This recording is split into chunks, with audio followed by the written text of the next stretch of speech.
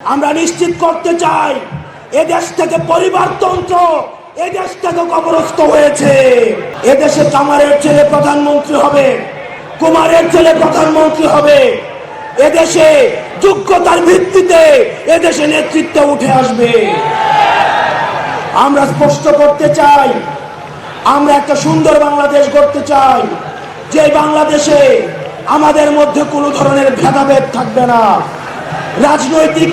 আমাদের রাজনৈতিক পরমত সহিষ্ণুতা থাকবে, মত প্রকাশের স্বাধীনতা থাকবে, আমাদের দ্বিমত প্রকাশের স্বাধীনতা থাকবে।